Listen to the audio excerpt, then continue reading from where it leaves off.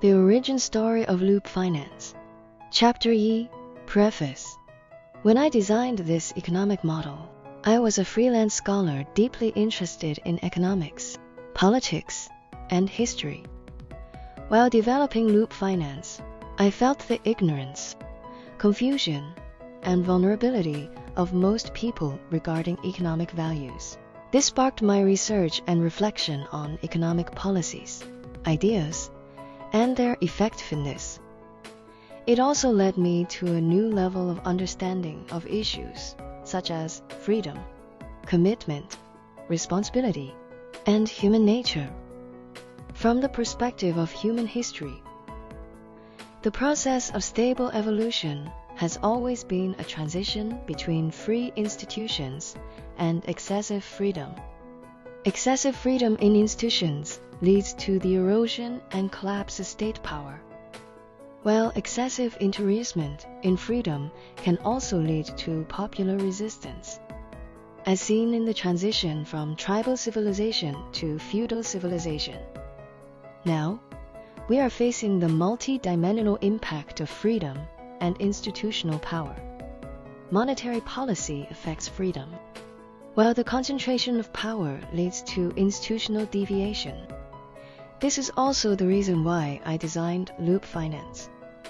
Fiona's main reason is that, while monetary policy may seem illegitimate, and people rely on money for transactions, every country miraculously has its own monetary system, viewed as a symbol of national sovereignty. However, historically, using paper money as currency, with the right to issue it granted to the state, has never been successful. Furthermore, the current monetary system hasn't evolved for many years in human civilization. It's a new phenomenon.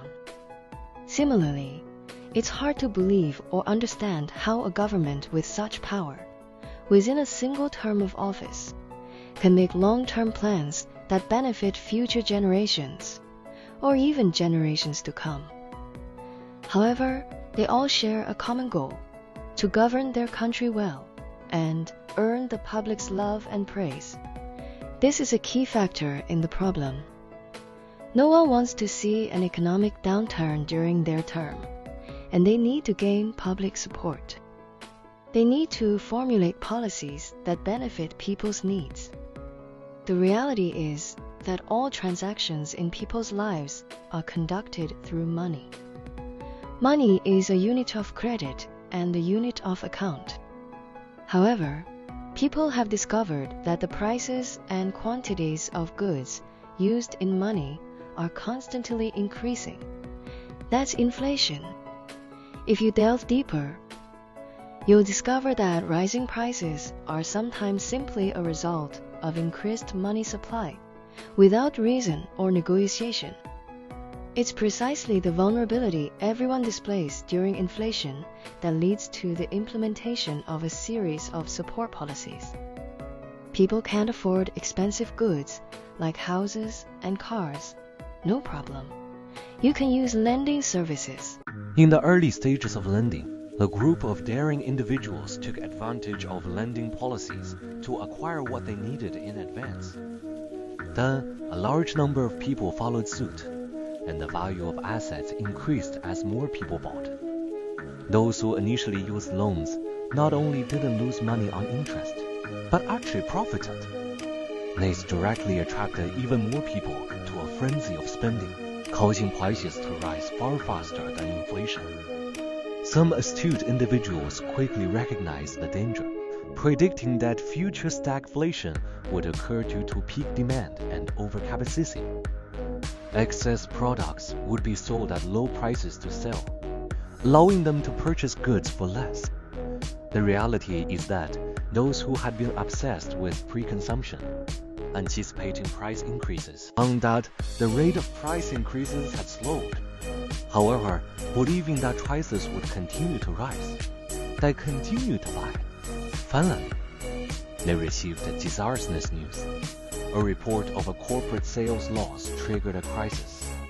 Announcing the worst, there was already a vast surplus of goods available. As people began to realize the crisis, they sold the goods en masse, causing prices to plummet. Those who had recently taken out loans to buy goods found that their goods were depreciating significantly, and they also needed to repay their debts. They had two options: repay their debts or sell at a loss. But either way, they still lost money. They shared their hopes and demands with the government. Those who had initially delayed consumption were delighted to see falling commodity prices, believing their wait had been worthwhile. However, the devastating news of a government bailout sent panic into their minds. The government was buying up excess goods, keeping prices down simultaneously. Because the government was using massive amounts of money to purchase goods, this money was rapidly sweeping up all the declining high-quality assets in the market, triggering a new round of inflation.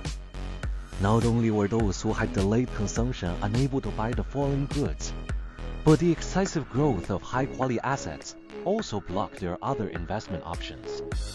Meanwhile, a flood of money suddenly flooded the market, and the unspent money they held was depreciating at an even faster rate. They were caught between two choices: spending at higher prices or holding on to money that was depreciating. Neither option offered them the opportunity to profit. Instead of enjoying cheaper goods, they were forced to devalue their currency.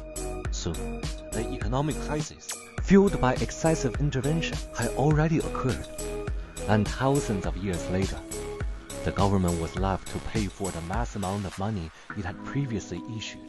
Previous policy interventions failed to restore market confidence. Consumers didn't benefit, and the economy didn't improve.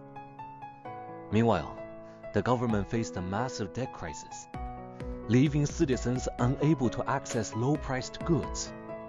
A self-destructive economic spiral had officially begun, and the value of currency was gradually shifting towards a unit of account rather than a stable value. This gave rise to my economic experiment. If all this is determined by monetary policy, then perhaps a fairer and more equitable policy could solve the problem. I agree with many politicians. Using sustained inflation to mask the devaluation of a large money supply, while simultaneously inflating asset prices, won't discourage consumption. Instead, it will stimulate it. As long as consumption is stimulated, the economy can continue to thrive. Thus, loop and loop finance were born. While this may not be the right approach, it's also one of the only viable and effective solutions currently available. The final answer may lie in the results of the experiment itself. But one certainty is that through experimental design, we can determine the results before they are validated in real-world economic situations. Of course, participating in the experiment will also receive a generous participation reward, just like the government.